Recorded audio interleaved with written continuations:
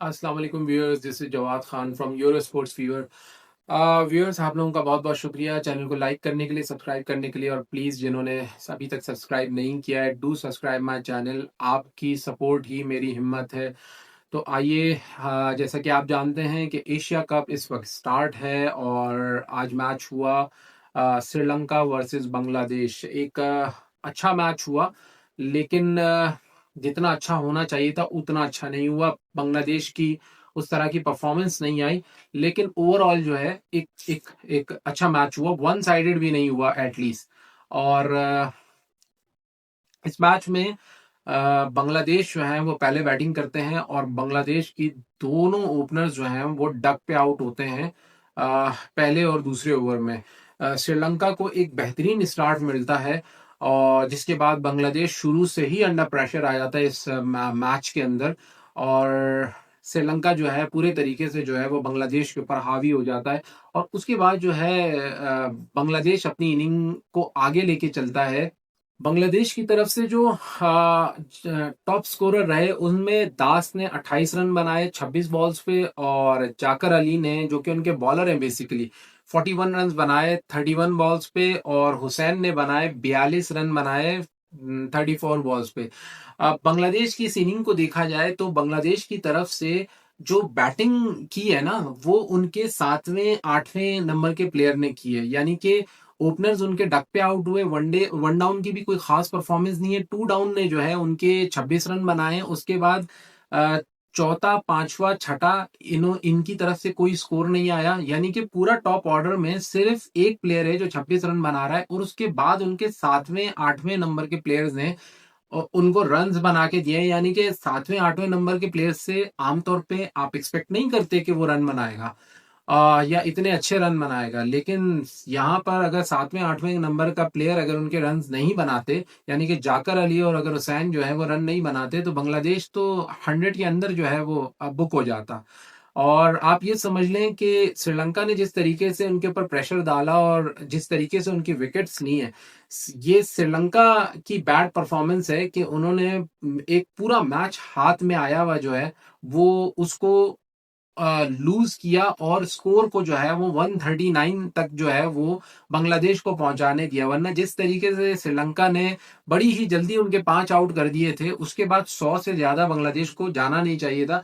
लेकिन फिर मैं वही कहूंगा कि सातवें और आठवें नंबर पे जो उनकी पार्टनरशिप लगी है, हुसैन और जाकर अली ने जो रन्स बनाए हैं, उसकी वजह से जो है बांग्लादेश फिर भी एक bit of a fightable total 139 for 5 जो है वो उन्होंने बना लिया। वैसे ये यूएई के विकेट्स पे जो एवरेज स्कोर होता है वो 160 165 है, और दुबई की जैसे विकेट है उसके ऊपर 175 है।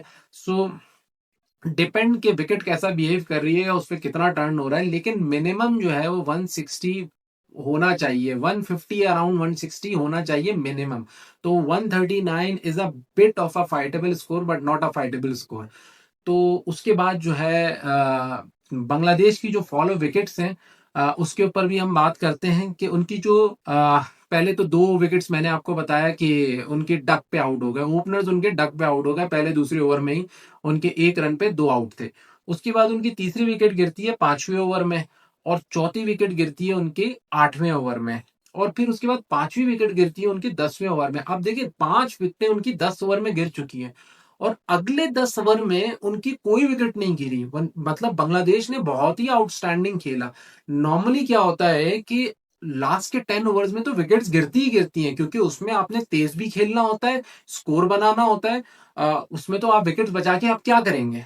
लेकिन बांग्लादेश ने इतना अच्छा खेला कि लास्ट के 10 ओवर्स में एक भी विकेट नहीं गिरी। यानी कि लास्ट 10 ओवर जाकर अली ने और हुसैन ने जो है वो खेले हैं, और उसके अंदर उन्होंने स्कोर को पहुंचाया 139। अब ये जो 10 ओवर है ना, ये था डैमेज श्रीलंका का। आप ये समझ लें कि अगर 10 15 20 रन और बांग्लादेश ऐड कर लेता, तो ये मैच भी जो है वो बांग्लादेश जीत जाता। क्योंकि जिसके उसके बाद जिस तरीके से बांग्लादेश ने बॉलिंग की है और श्रीलंका से फाइट बैक की है, श्रीलंका ऑल्दो ये मैच जीत गया, श्रीलंका ऑल्दो ये मैच जीत गया, उसके अंदर एक वजह बांग्लादेश की बैड फील्डिंग भी थी। बांग्लादेश ने कैच ड्रॉप किए, वरना अगर बांग्लादेश कैच ड्रॉप्स नहीं करता तो मैच के अंदर जो है वो सूरत-ए-हाल बिल्कुल डिफरेंट होती और बांग्लादेश जीत की तरफ जाता। लेकिन एक तो कैच ड्रॉप हुए, दूसरा 15 से 20 रन शॉर्ट थे जिसकी वजह से श्रीलंका ये मैच जो है वो जीत गया। अब आए श्रीलंका की तरफ, श्रीलंका की बैटिंग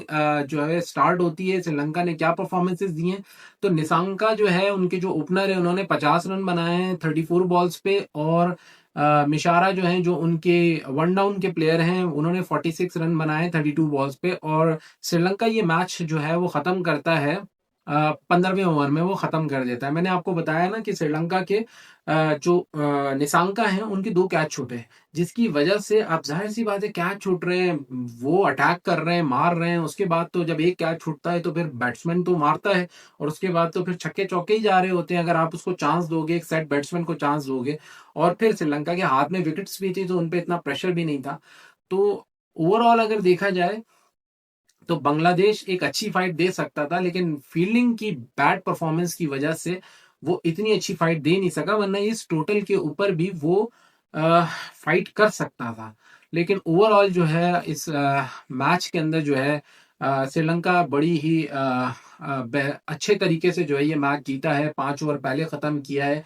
और उसका फ़ायदा उसके रन रेट में आएगा क्योंकि एट द एंड फिर ये हो जाता है कि 2 मैचेस आपने भी जीते होते हैं, 2 दूसरी टीम ने जीते होते हैं और फिर बात रन रेट पर आ जाती है। तो श्रीलंका ने इस मैच से फ़ायदा उठाया, 5 ओवर पहले ख़त्म करके और सिर्फ़ 4 विकेटें उनकी गिरी हैं, तो तकरीबन 6 विकेटों से वो मैच जीते हैं। तो एक अच्छा रन रेट जो है उन्होंने टेबल के ऊपर अपना लगा लिया है। बॉलिंग की तरफ बात करते हैं तो श्रीलंका की तरफ से तुषारा ने 1 विकेट हासिल किए, चमीरा ने 1 विकेट हासिल किए और हसरंगा ने 2 विकेट हासिल किए। जबकि बांग्लादेशी बॉलर्स में जो है रहमान ने 1 विकेट हासिल किए, साकिब ने 1 विकेट हासिल किए और हसन ने 2 विकेटें हासिल की हैं। तो ये ओवरऑल जो है वो समरी थी बांग्लादेश और श्रीलंका के मैच की। अब इस मैच से एक जो नुकसान हुआ है वो ये हुआ है कि बांग्लादेश को अपना अगला मैच अफ़गानिस्तान से जीतना मस्ट हो गया है। अगर बांग्लादेश वो मैच हारता है तो बांग्लादेश टूर्नामेंट से बाहर हो जाता है। नेक्स्ट मैच जो बांग्लादेश का अफ़गानिस्तान से होगा उसमें बांग्लादेश कैसी परफ़ॉर्मेंस देता है ये तो आने वाला वक़्त बताएगा।